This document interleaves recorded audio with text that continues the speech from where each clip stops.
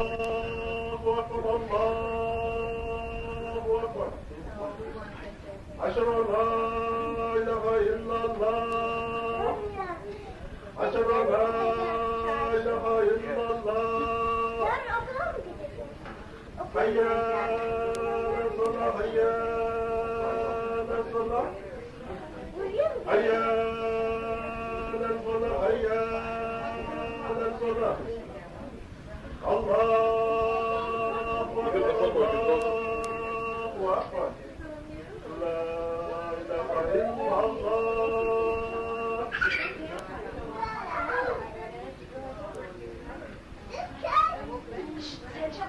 Gelin bakayım. Sen bakıversene.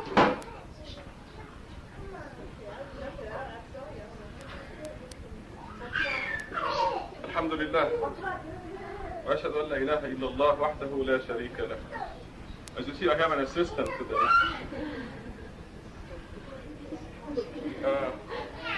As you know, I'm working on gathering all the evidence and the proofs that show that if you go to any source other than Quran, it means you're setting up another God beside God.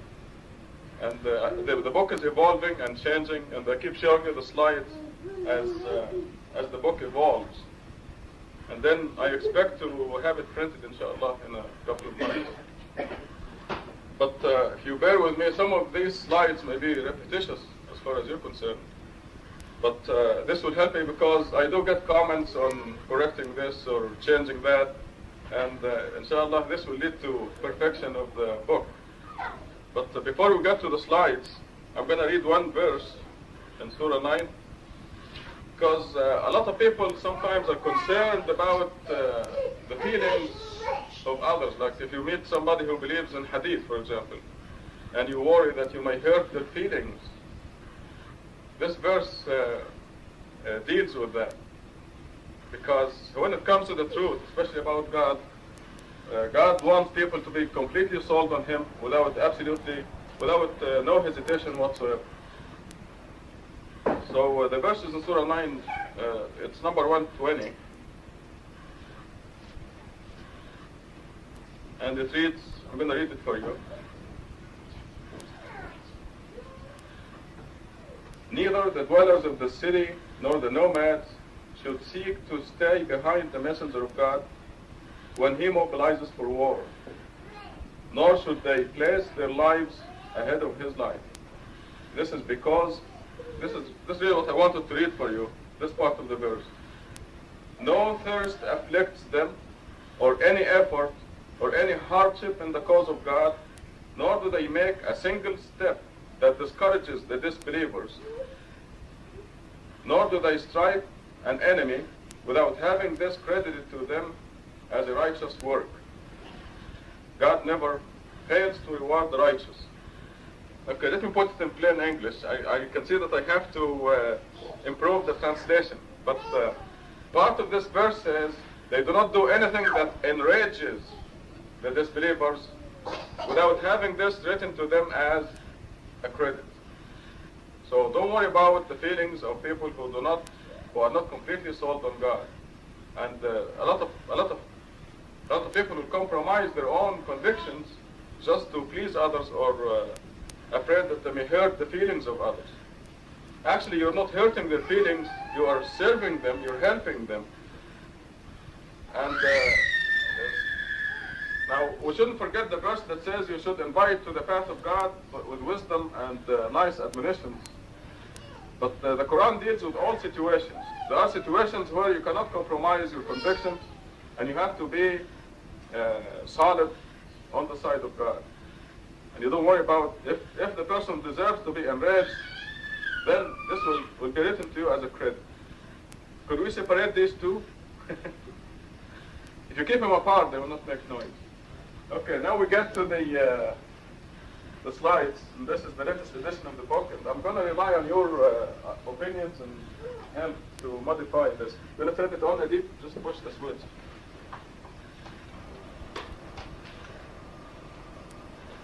This is the new title. Quran times, our titles are becoming mathematical now. Quran times Hadith equals 0. Because if you get the Quran and you uphold it, and you follow it, but then you seek any other source besides Quran, then you have 0. You have nothing. Also, when you multiply anything by 0, the result is 0. Now, there is no salvation without obeying the messenger, and these are the verses. So, when they tell you we must obey the messenger, you agree with them and you go even farther than they. You say, yeah, you must obey the messenger. Furthermore, you do not obey the messenger. These are the verses, and we're going to have it printed for you someday. When delivering God's messages, messengers do not speak on their own initiative. And we see this documented in the previous scriptures in the Bible, the Old Testament, the New Testament. And the Prophet Muhammad is represented by Quran alone. These verses here from Surah 5, verses 48 to 50, repeat. These verses keep repeating that, oh, my assistant is given up. Yeah. We keep repeating that we revealed to you, we sent down to you this book, and you shall, that is the Quran, and you shall judge among them according to what is revealed to you, which is the book, and be aware of them lest they pressure you into deviating from the book, etc., etc. So the Prophet is represented 100% by the Quran. Now these verses are very clear. Now Muhammad forbidden from uttering any religious instructions other than Quran. See this part here? Had he ever let me go to the back. This Quran is the utterance of an honorable messenger. It is not the utterance of a poet, rarely do you believe, nor is it the utterance of a soothsayer, rarely do you take heed. A revelation from the Lord of the universe. This is an expression that is specific for the Quran. Tanzilun min Rabbil Alameen. Had he ever uttered any other religious utterances attributed to us, we would have punished him severely. Then we would have stopped the revelation to him. In other words, would have fired him. None of you could have protected him against us. Therefore, the Prophet did not utter any religious instructions other than Quran. Otherwise, he would have been fired as a messenger. Just very clear. Very harsh, actually, not just clear. Also,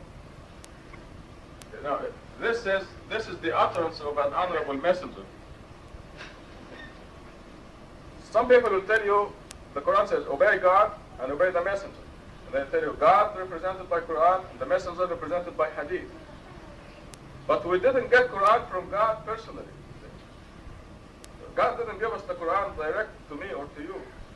The Quran came through Muhammad. So the messenger is uttering the words of the Quran, the words of God. And there is a verse that you will see that says, when you obey the messenger, you're obeying God. Obviously, the messenger is not God, but when he's uttering the words of God, that is the Quran, then he absolutely makes no mistake, and we must absolutely obey him. That is the Quran. Muhammad ordered never to deviate from Quran. Deviation meant severe retribution. This is in Surah 17, verses 73 to 75. And it says here, they almost diverted you, Muhammad, from our revelations to you. They wanted you to fabricate something else, to consider you a friend. If it were not that we strengthened you, you almost leaned towards them a little bit. In Arabic, shay'an qalila, a little bit. Had you done it, we would have doubled the punishment for you in this life and after death, and no one could have protected you against us. Very, very harsh words. There's absolutely no deviation from Quran. And Muhammad ordered to deliver Quran alone, without the least alteration, and never to fabricate anything else. Now these verses speak of the Quran specifically. It says, when our verses are recited for them, those who do not expect to meet us would say, bring a Quran other than this, or change it. Say, I cannot change it on my own initiative. I simply follow what is revealed to me. I fear if I disobey my Lord, the retribution of a terrible day.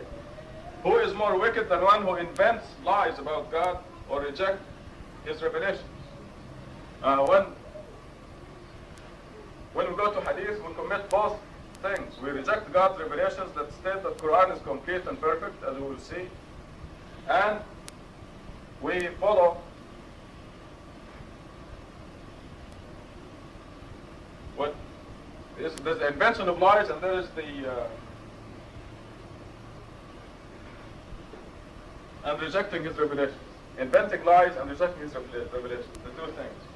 I'm trying to rush, but I'm slowing myself down. I better make haste slowly. Okay, one God, one source.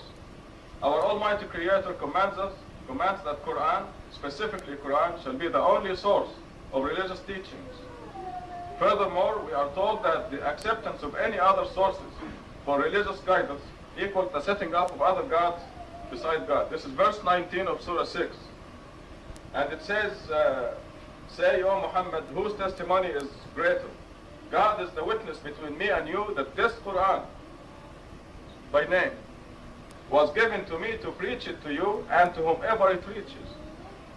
However, you certainly bear witness that you set up other gods beside God by upholding, this is parenthesis, by upholding other sources beside Quran. It's obvious from the flow of the words. Say, I will never do what you are doing. I disown your idol worship. So this verse is very clear, and we're going to see more verses. One God, one source. In the strictest possible language, we are commanded to uphold Quran, the whole Quran, and nothing but Quran.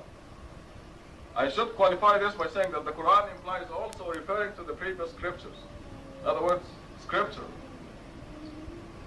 Repeatedly, we are commanded to uphold the Quran as the only source of religious guidance. Again and again, we are reminded that the following of any other source beside Quran equals the setting up of other gods beside God. This verse in 1739 says, this is, now after a long list of commandments in Surah 17, this verse comes and says, this is some of the wisdom revealed to you in this Quran, and you shall not set up any other God beside God, by following any other source besides this source. Quran, an extraordinary book. Despite the clear commandments, why do the followers of Hadith and Sunnah fail to uphold Quran alone? The answer is provided in the same surah following the commandment shown on page 8, previous page. Verses 45 and 46 of Surah 17 inform us that those who refuse to believe God and heed His commandment to uphold Quran alone are deliberately isolated from Quran. And this verse speaks of the Quran alone. When you preach your Lord in the Quran alone, they run away in aversion. They just shudder. And you probably experienced that before. Sometimes people walk into this mosque by mistake. You know, you see the word mosque. And they come in here, and as soon as I mention to them the Quran alone, they literally run. Just like the verse says. They can't stand to talk about the Quran alone. But this verse says here, says, when you read Quran, we place an invisible barrier between you and those who do not believe. And we put shields on their hearts to prevent them from understanding Quran and deafness in their ears. And when you mention your Lord alone, now alone here follows the Quran. When you mention your Lord alone in the Quran alone, the word alone came after Quran. The Quran wahdahu. Quran alone.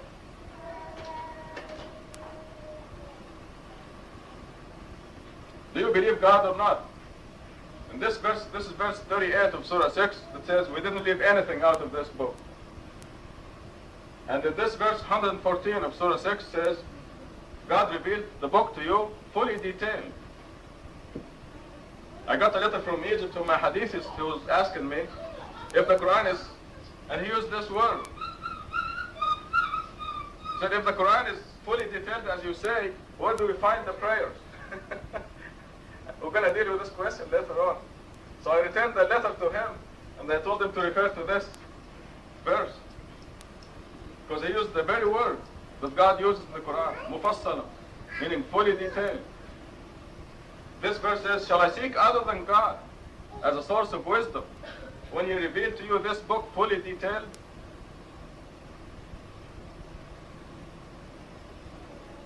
Now the people at the time of the Prophet, for example, I'll give you a question and have you imagine this.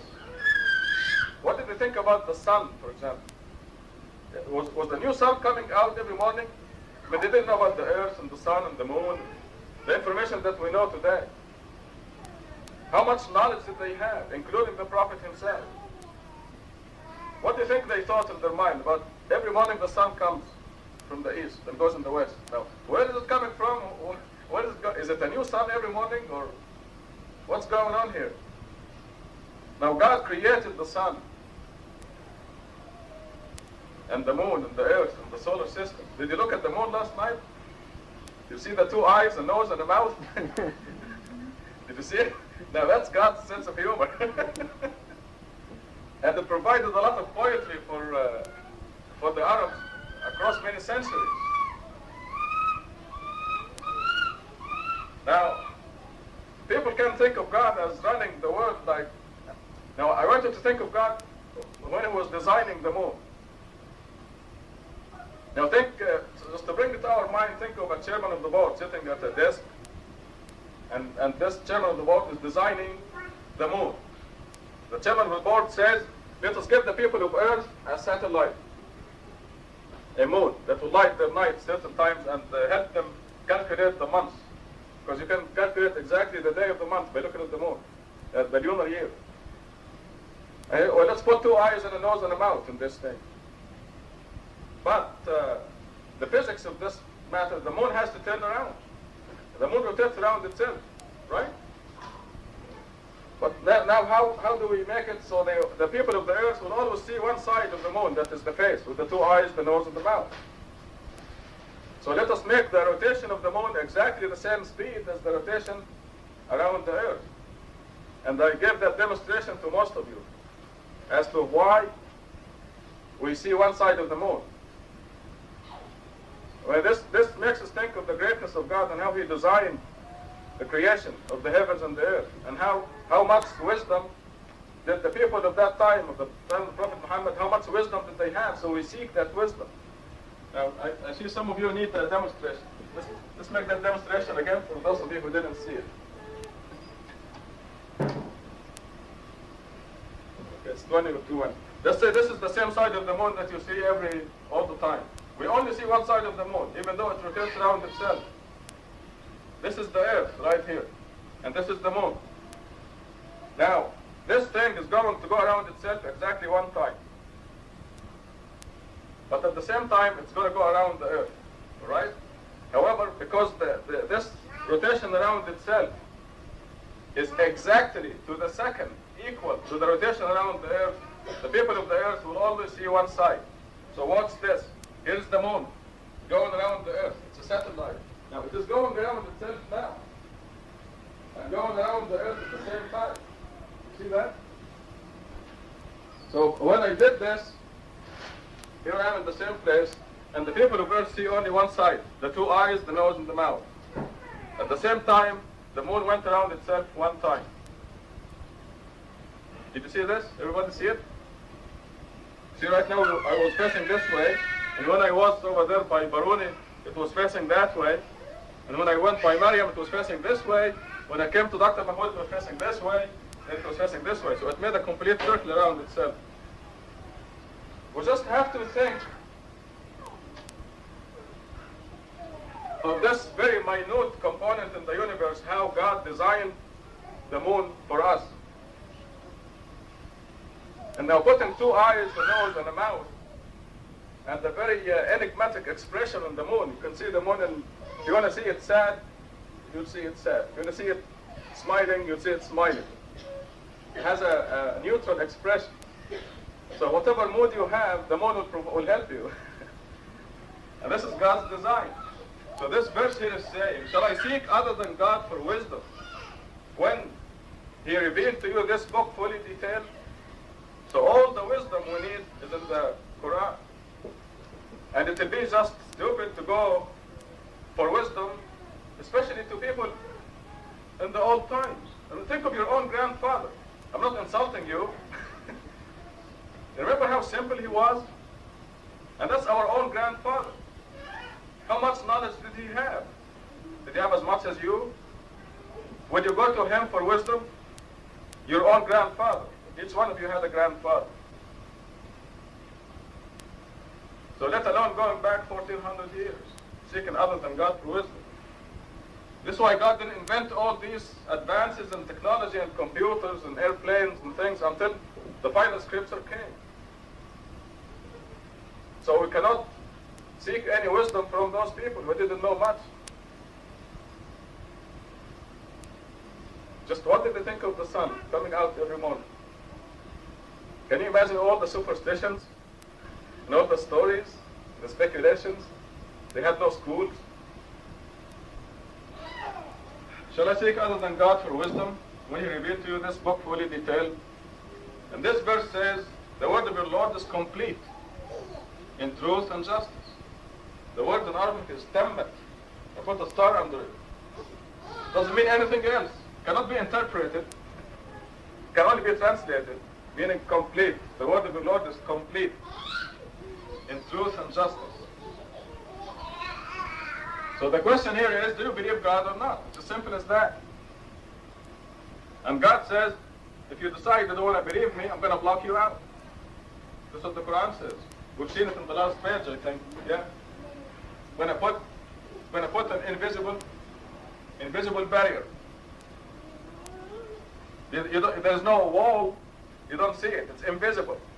When the people who decide they don't want to believe God. But that's not enough. God says, I'm going to put shields on their hearts. And in case you miss the meaning of the shield, it says, to prevent them from understanding the Quran. And deafness in their ears. I mean, total block out. So the question is, do you believe God or not? This is what you tell them. And not believing God is disastrous, as we will see. The consequence of not believing God, there. Those who refuse to believe my revelations and are too arrogant to accept them, the gates of heaven will never open for them, nor will they ever enter paradise until the camel goes through the needle's eye. Now, what was the biggest needle you've ever seen? I guess Diana can tell us about that. She's got lots of needles in her shop. The biggest needle not past a lady's bug. Ladybug. What's that ladybug? Let alone a camel. So God is saying it's a physical impossibility for people. It's a physical impossibility for people who refuse to believe God's revelations that they'll enter heaven, or the gates of the sky will open for them. There are more consequences than that. Important criterion of divine revelation. Some people will tell you Hadith is also divine revelation, like the Quran. You probably heard it before. But God gave us a criterion in Surah 15, verse 9. It says, my message, my final message, will be perfectly preserved. And by their own admission, the vast majority of Hadith and Sunnah are false, are fabrications. They'll admit that, especially if it doesn't agree with them. Hadith and Sunnah are 100% conjecture. Now these verses say, shall I seek other than God for source of wisdom when He revealed to you this book fully detailed? Even the recipients of previous scriptures recognize it as coming from your Lord. The word of your Lord is complete in truth and justice. And then it says at the end, if you obey the majority, they will take you away from the path of God because they follow conjecture. Put a star under it. By their own admission, Hadith and Sunnah are conjecture. They think the Prophet said that. And we say, even if the Prophet said that, we follow only the wisdom of God. Obeying the messenger's condition. And this is in the Quran. This verse here says, O Prophet, if the believing women come to you and pledge that they will not idolize anything besides God, nor steal, nor commit adultery, nor kill their children, nor produce any falsehood, nor disobey you when you are right. Now this is condition. Like أَعْصِينَكَ فِي مَعْرُوفٍ. And it's a negative of disobey. Which means they should disobey when you are not right. the Quran is very clear that obeying the Prophet or the Messenger is in what he uttered as Quran, nothing else. Obeying the Messenger is conditional or condition. I like this word, but I looked it up in the dictionary and it said condition equals conditional. So I left it there. This verse says, anything good that happens to you, Muhammad, is from God. And anything bad that happens to you is from you. So the personal opinion of the Prophet may be bad and may cause bad things to happen. On the other hand, Muhammad the Messenger utters only the Quran. Here is a good example where the Prophet is, we are told that the Prophet feared the people instead of fearing God. And certainly God doesn't hate the Prophet. Why is he scandalizing him all over the world through the Quran? Why? God is not scandalizing the Prophet. He is telling us that he has his actions and his words, and these are his opinions. And he can be right or wrong. And he is right only if he agrees with the Quran. Therefore, you people take from him only the Quran. Otherwise, what's the purpose of a verse like this? Here's a famous example. Obeying the messenger is conditional. Now, this example is where the Prophet neglected the poor man, the poor blind person, and gave his attention to the rich man. Is this something we're supposed to do? This is what Sunnah means. I mean, it's not anything that the Prophet would want us to do. One complete surah illustrates the fact that we are to obey Muhammad only in his Quranic utterances and not in his personal utterances or personal behavior. This rules out the so-called Hadith or Sunnah as a source, as a legitimate source of religious guidance. Why is the whole surah, the whole surah is entitled, He Frowned? The whole surah is telling us that he made a mistake. Why? He's telling us don't follow his personal actions. And at the end it says, indeed this is a reminder for those who choose to remember. A reminder of what? That his personal actions and words may be right, may be wrong. The idolization of Muhammad. Well, I think we're running out of time, but this verse says that Muhammad is a human being like you, and at the end of the verse says, do not fall in idol worship. This is another verse that says Muhammad is a human being like you, and at the end of the verse says, do not fall in idol worship. Is this coincidence? Both verses end up by saying, do not fall in idol worship. Muhammad is a human being like you, do not fall in idol worship. Both of them. The abuse of Quran. This verse here, إِنَّ اللَّهَ وَمَلَائِكَتَهُ يُصَلُّونَ عَلَى النَّبِيِّ يَا أَيُّهَا الَّذِينَ آمَنُوا صَلُّوا عَلَيْهِ وَسَلِّمُوا تَسْلِيمًا. God and his angels encourage the Prophet. For you who believe, you too shall encourage him and support him completely. This needs a lot of explanation, which I will do later. But they use this to praise the glory of the Prophet day and night. And they forget that the word Prophet, the word Nabi in the Quran always refers to the Prophet during his lifetime, when he was alive, not after his death. And then we're told 13 verses before this that God and his angels make salat on the believers, every single one, you and me, if we are believers. God and his angels will make salat on us to take us out of darkness into the light. So I get to this level, but I have to quit. Also this verse, just don't know where to quit, but I better quit here. And maybe we'll, if you have enough votes tonight, maybe we can finish this whole thing and explain it in detail. And then eventually, inshallah, you're going to have it written down, printed. So let us turn to God and ask him to encourage us to stick to his word alone and to be satisfied with the wisdom of God alone. Tubu ila Allah. Repent.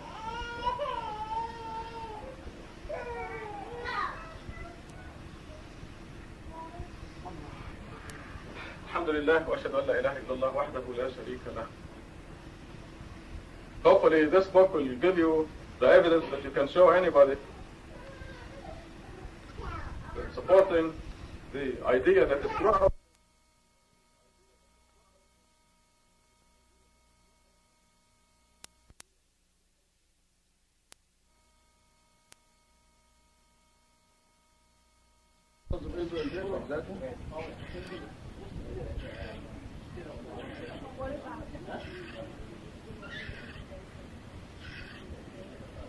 It's a very interesting thing. There was a trial in Syria. A certain Cohen. He was caught spying. This 1973. I don't remember. Before this attack. Oh, before. Yeah. And the judge was telling Cohen whether he believes in the Bible and so on. He said, somewhat, he said. Why don't you beat him up for this? Then he asked him, do you believe in the Talmud? He said, somewhat. And then the judge told him, don't you know it is the Talmud is against the Bible? Right. Yeah. Very interesting. Yeah. Yeah. But the mind of the judge, he's a priest, he's trying to say the Bible does not talk about this. It's not Zionist. It's the Talmud that's Zionist. So he has a motive. Yeah, in the Middle East, we grow up knowing that Talmud is the basis of all evil as far as the Jewish religion is concerned. And this is what the judge says, that They're not aware that they have the same Talmud. the Talmud has made things harder for the Jews. What's happening?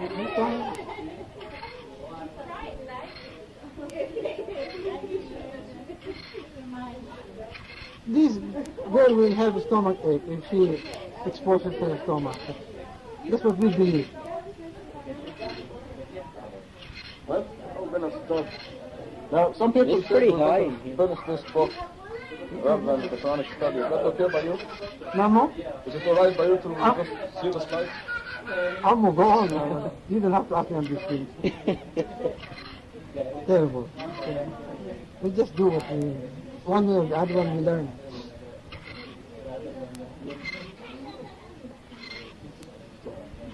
You know, this Jamila should cover her stomach because that's how that's okay, I don't know how to eat it. She gets sick with the Yeah, stomach. it's really warm in here though. Maybe that's why she's Maybe. But it was cool when we came. Maybe the heater was not on. We're gonna watch warm in here because you're wearing this. Maybe I should Or do it like Jamila. Do it like Jamila.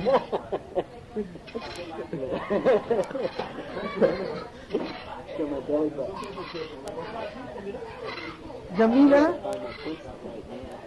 Jamila? Maybe you think You're not going to cry anymore? You're not going to cry if I carry you?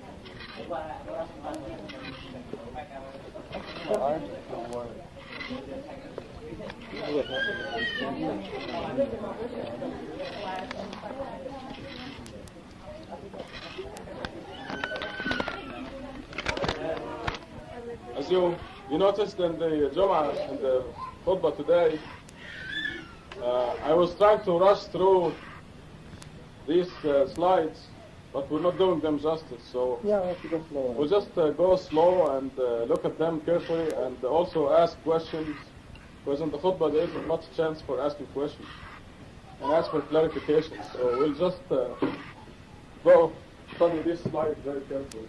So situate yourself where you can see the screen.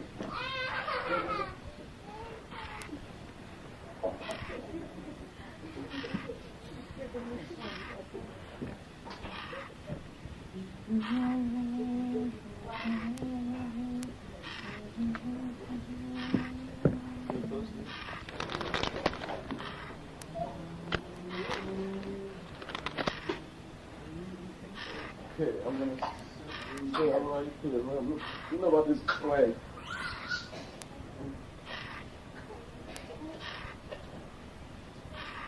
Okay, these are the ones that we saw so many times. And when people go to the Christians and say Christ is not the Son of God, is the messenger of God, they will accuse you of hating Jesus when you're actually telling the truth. And the same is true with the Muslims. If you go and say you follow only the Quran, they may accuse you of hating Muhammed, which is not true. When you say Jesus is the messenger of God, you're actually a friend of Jesus, and you're going to be with him in heaven. And the person who accuses you of hating Jesus, because he thinks that Jesus is Son of God or Trinity or whatever, that person, Jesus will disown that person on the day of judgment. And that person will never be with Jesus in heaven. So don't let them tell you that you don't like Muhammad or you're against Muhammad because you're against Hadith. What happened is they fell in a trap where Satan told them Muhammad said this and that when he didn't. And the Quran says that the Hadith and Sunnah are fabrications by enemies of the Prophet. So this is why I was starting the first part by saying there is no salvation without obeying the messenger, because the messenger utters Quran.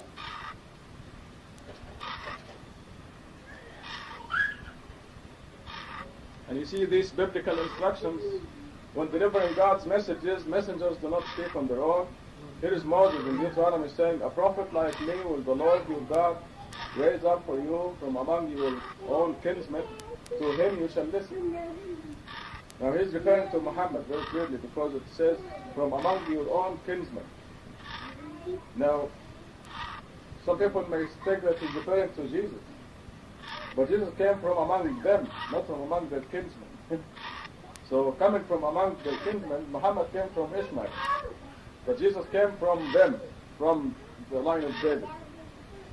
The next statement in Deuteronomy, God says, I will raise up for them a prophet like you, Moses, from among their kinsmen, and will put my words into his mouth. He shall tell them all that I command him. If any man will not listen to my word, which he speaks in my name, I myself will make him answer for it. So this is a very clear commandment to obey the messenger, even right before he was born. The Quran said obeying the messenger is obeying God. So obviously, if the messenger was not God, because he uttered the words of God.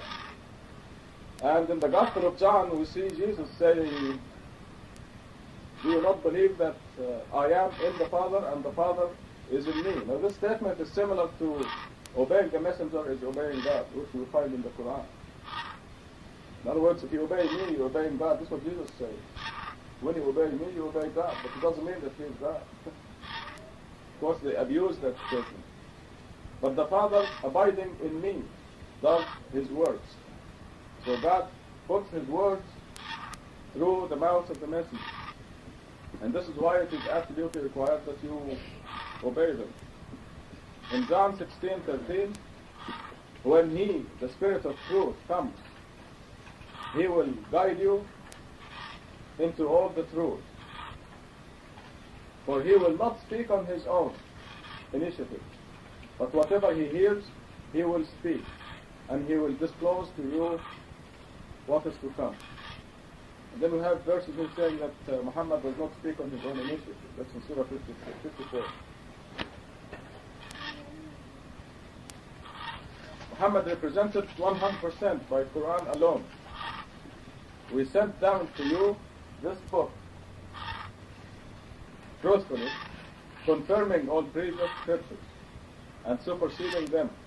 You shall judge among them according to what is sent down from God, which is defined as this book. And do not follow their wishes if they deviate from the truth. You shall judge among them, this is repetition now. You shall judge among them according to what is sent down from God, which is this book. Do not follow their wishes, and beware lest they divert you from that which is sent down to you from God, which is defined at the beginning as this book. Would they seek the laws of ignorance?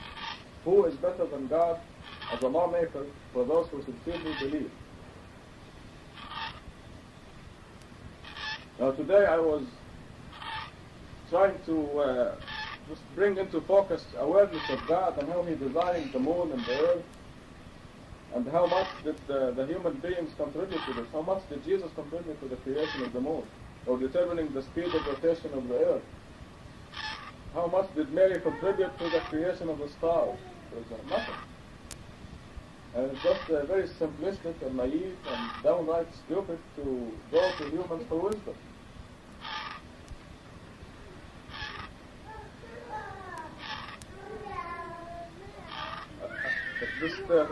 The problem with most people is the lack of awareness of God. They're walking around, driving around the streets, and they think of God as something abstract, but God runs the world like the chairman of the board. This person is fired, this person is hired, move this person here, put that person there. Nothing happens without God's permission and control. So you could see, I used the moon as an example. Did you see the moon tonight? You see the two eyes, the mouth, and the nose? You see the face? Am I the only one who sees this? Or does everybody? I see a very clear face. Yeah, so, I mean, you have to know that this is a deliberate design by God. Now, the reason we see the same side of the moon is that the rotation of the moon is very slow. The moon takes 28.5 days to go around itself. 28.5, which is the length of time it goes from new moon to new moon. And it is going very slowly around itself, just going around the earth, like I showed you this afternoon. And the idea is to bring into focus awareness that God runs the world, that designs everything on purpose, everything by exact measure. The number of drops coming out in the rain is determined by God. The number of drops, even less than that. In Surah 10, God says, not an atom in the heavens or the earth is out of my control, absent from me. Muhammad forbidden from uttering any religious instructions other than Quran. And this is the verse where it says that the Quran is the utterance of an honorable messenger. It is not the utterance of a poet or a soothsayer. It's a revelation from the Lord of the universe. And then it says, had he uttered any other religious utterances, we would have punished him severely. And none can protect Muhammad from God's punishment. This is in that verse. Therefore, the Prophet did not utter any religious instructions besides Quran. And this verse, Muhammad ordered never to deviate from Quran. Deviation meant severe punishment. Surah 17. I'll go a little faster in this because we've seen it before. This is the verse that speaks specifically about Quran, where they ask Muhammad to change the Quran or bring something else. And his order there to say, tell them I can't do that. I have to deliver only the Quran. And the rest of the verse talks about fabrication of lies and talks about intercession, by the way. You see the last part down there? The guilty never succeed. Yet they idolize beside God those who possess no power to harm them or benefit them, and say these are our intercessors with God. Such is idol worship. And the myth of Muhammad the intercessor is quite prevalent in the Muslim world. One God, one source. This is the verse in Surah 6, verse 19. See the number, verse 19. It says that Muhammad brought the Quran and nothing else. And that if you go to other than Quran, then you are setting up another God besides God. So in your religious instructions, you stick only to Quran. If you go to any other source, anybody, then you fell in idol worship. Then you're in deep trouble. But if you stick to Quran, you're a very happy person. And you guarantee success and security and contentment, happiness and health and wealth and everything. If you stick to Quran alone, because God values that. This is another verse in Surah 17, 1739. It says you don't set up any other God besides God by going to any other source besides Quran.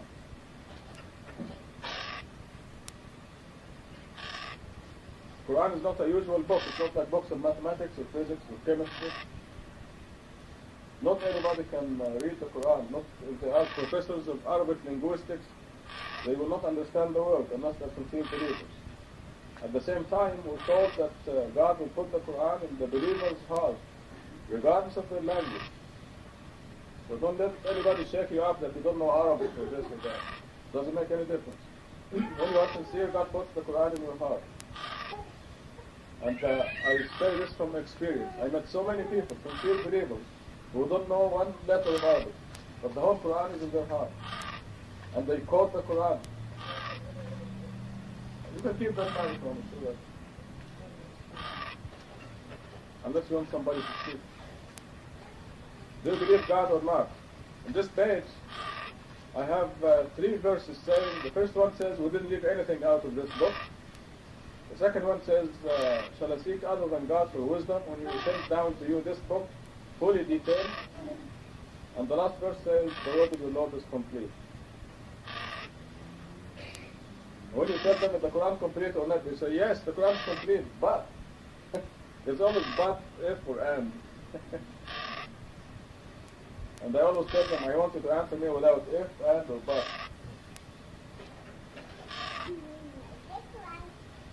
The consequences of not believing God are terrible. Those who do not believe our revelations and are too arrogant to heed them, the gates of the sky never open for them, nor will they ever enter paradise until the camel passes through the needle's eye. We thus require the guilty. Thus it is a physical impossibility for those who refuse to believe God to enter paradise. The Quran is a great blessing or a terrible curse if they don't believe it and follow it. But the blessing is just unimaginable. Important criterion of divine revelation. If they tell you Hadith is a divine revelation, you tell them they don't know what they're talking about. Because the criterion is complete preservation. The blasphemy is evident when they claim that Hadith and Sunnah are divine revelation. Do they not realize that God Almighty is capable of preserving His revelation? It's a blasphemy to say that Hadith and Sunnah are divine revelation.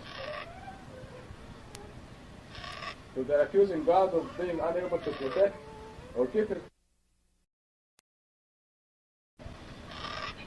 And we're familiar with the big verses in the middle, but the one at the bottom says they insist upon following conjecture when the guidance is given to them herein from the Lord.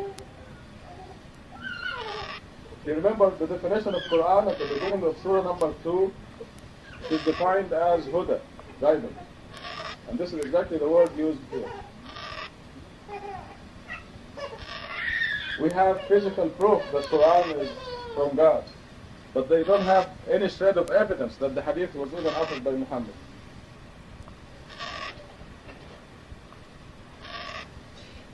Obeying the messenger's condition, this is the one where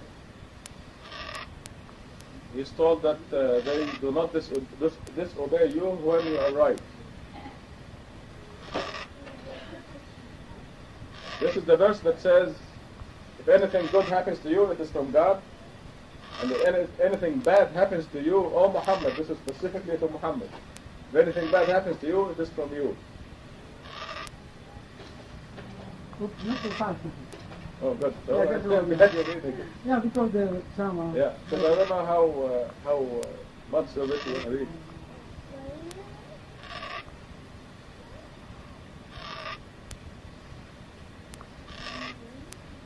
So the personal opinion of Muhammad may be bad and may cause bad things to happen.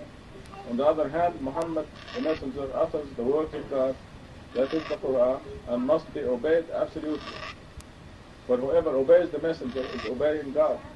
And we are to obey the commandments of God, not the commandments of men. This is the verse where Muhammad's adopted son divorced his wife. And Muhammad was ordered to marry the divorced wife of his adopted son in order to establish a precedent. It is perfectly alright for a man to marry the divorced wife of his adopted son, not his genetic son. But the Prophet Muhammad didn't want to do it because it was contrary to the traditions of Arabia at the time. He was afraid of the people instead of fearing God. And this is the famous surah entitled Be Proud. I don't think God will want us to neglect the poor person because he's poor, or give our attention to the rich person because he's rich. That is not a behavior to be imitated. And I don't think the Prophet will want us to do that either. So this is Quranic proof that we are not to follow the Sunnah. Sunnah means imitation of the Prophet.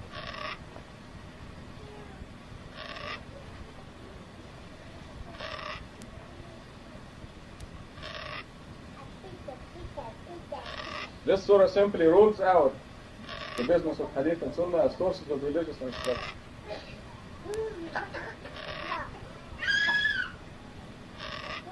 Idolization of Muhammad. This is a verse where Muhammad is described as a human being like you. And like you is repeated in the other verse. Like you, a human being like you. You can be right and you can be wrong. Muhammad can be right, you can be wrong.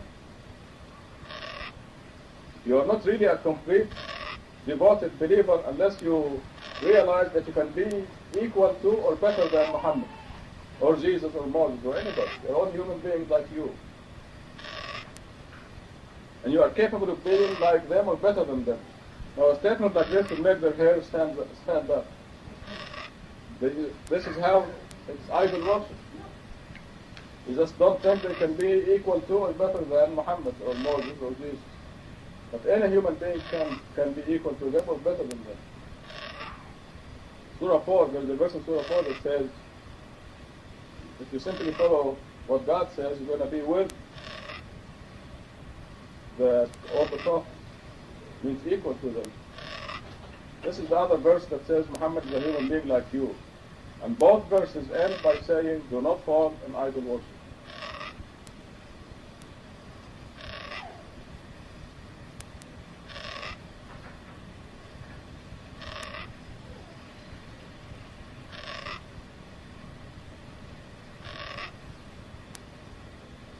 See, Ustaz?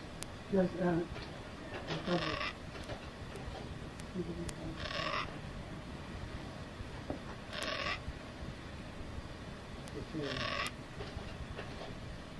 tomorrow, inshallah, I'll give you a copy of the book that are being copied today. yeah. Well, just copies of the What do you manuscripts. mean, Zon? Yeah. Okay, abuse of Quran. This verse says God and His angels make salat on the Prophet. Now I put the translation right there. Encourage the Prophet. O you who believe, you too shall encourage him and support him completely. This is about the most abused verse in Quran because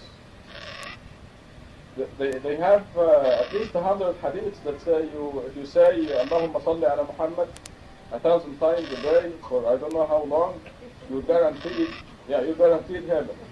You'll never go to hell. So you can do anything you want after that. You can quit your prayer and you don't have to fast or nothing. Did you get what Carl said? He said you don't have time for anything.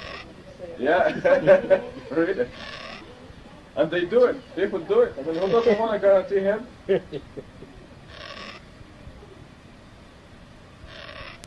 Now, at the bottom of the page is the verse that says that God and His angels do exactly the same thing for every single believer, not just the Prophet. So they take that one out of context,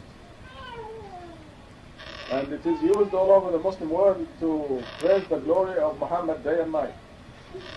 Literally. Right after the morning prayer and after the night prayer. Every day. They do a few hundred of those. And we keep getting books called Durood Sharif. They give you all different forms of salat on the Prophet. And at the end of the book they say, if you make 100 copies of this book and distribute it to 100 friends, like a chain letter. That's why we keep getting them in the mail. They go straight to the permanent file. This verse here is also abused, and the Prophet, the Messenger of God, is a good example for you. And we say, of course, he's a good example for us. And his example is to follow the Quran. And nothing but Quran, that's his example. Now the same words, Abraham. and apply it to Ibrahim. Word for word. Not also about Musa. No, but not word for word. But this is the gift with Moses also to do the something. Right. But I checked that verse at the bottom of the page because as far as Ibrahim is concerned, the very same words are used for Ibrahim, but they don't mention Ibrahim. They apply to only to Muhammad.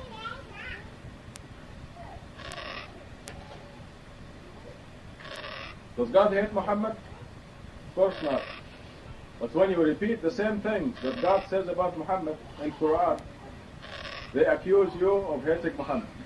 Now, I remember a standoff that I had with a friend of mine in Libya, where I told him, did the Prophet frown and turn away from the poor man and give his attention to the rich man or not? And he wouldn't answer me. They just refused to acknowledge that so. And we stood there for a half hour waiting for him to answer me. Did he frown or not?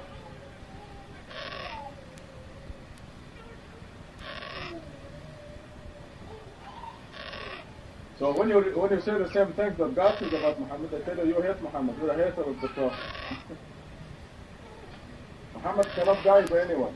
This verse in Surah 28 says, you, Muhammad, cannot guide even the ones you love.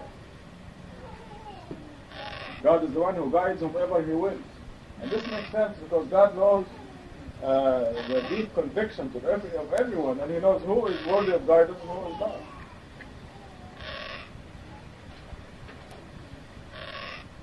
The true love of Muhammad, the true love of Jesus is to recognize Him as a human being and the messenger of God. The Christians love Jesus so much, yet He will disown them on the day of judgment. The true love of Muhammad is to recognize Him as a human and to follow His teachings. That is, uphold Quran, nothing but Quran. Those who follow Hadith and Sunnah are named as Muhammad's enemies, and Muhammad will disown them on the day of judgment. So, the Muslims are not any smarter than the Christians. Why should they be? They're all human beings. This verse refers to the day of judgment. On the day of judgment, the messenger Muhammad will say, my Lord, my people have deserted this Quran. We thus set up against every prophet enemy from among the guilty. Your Lord suffices as a guide and support. Please note the word for word similarity between verse 31 above and verse 112 of Surah 6, where it says, we set up enemies of every prophet to fabricate fancy words to mislead the people. God is the one who created you, God is the one who provides for you, God is the one who terminates your life, God is the one who resurrects you, God is the one who called you to account. Muhammad does none of these things. That's in Surah 30.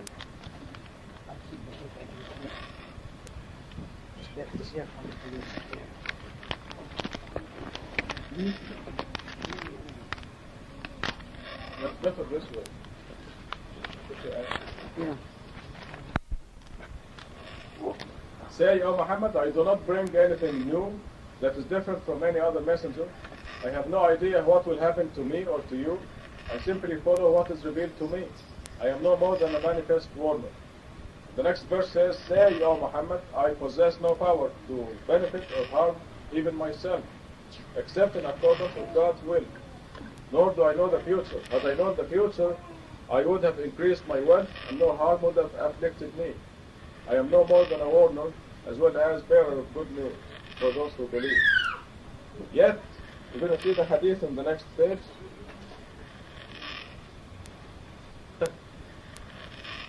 Muhammad does not know the future, yet hundreds of hadiths narrate future events that have nothing to do with Quran and represent personal predictions. One of the most prominent hadiths is shown below. This is the hadith of established Sunnah. It says, hold on to the Sunnah, my Sunnah, and the Sunnah of the guided Khalifas after me. Yeah, that doesn't count me. Yes, it is. I oppose that. As you can tell. Now, the expression the guided Khalifas was not used until 100 years after the Prophet had died. It doesn't take much intelligence to realize that this hadith is false. And it could not have been said by the Prophet because first of all, how did he know he would have successors after him? And how did he know that they would be called Khulafa Rashidin, guided Khalifa?